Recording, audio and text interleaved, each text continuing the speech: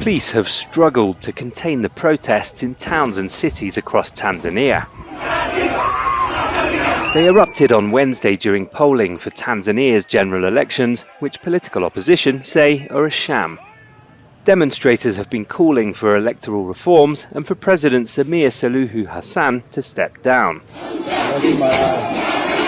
The Chadema opposition party, which was barred from running, says its network of representatives has counted cases of more than 160 protesters and more than a dozen police who've been killed in the violence across the country.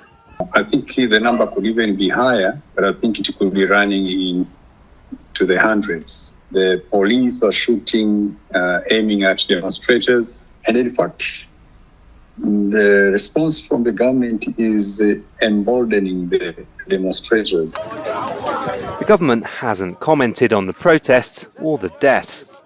Restrictions on rights groups, the press and the internet have made it difficult to verify information. Clashes between police and protesters on Tanzania's border with Kenya brought trade to a standstill. We are not able to operate businesses because of the elections in Tanzania. The Tanzanian police are lobbing tear gas at us. Now we have nothing to feed our kids. About 1,000 kilometres to the south, on Tanzania's border with Malawi, protesters burned the Kasamulu border post. Demonstrators have targeted government buildings and businesses owned by officials of the ruling CCM party.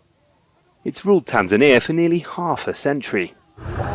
Before the polls, President Samia told young people not to take to the streets. It didn't work. Protests like this are unprecedented in Tanzania. Rights groups say years of repression have grown worse in recent months. They say dozens of people have been arrested, killed or disappeared. The demonstrators say they've had enough.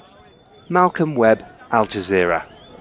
Don't miss out and get the full picture. Subscribe to Al Jazeera for reliable news and expert insights. Like, share, stay ahead.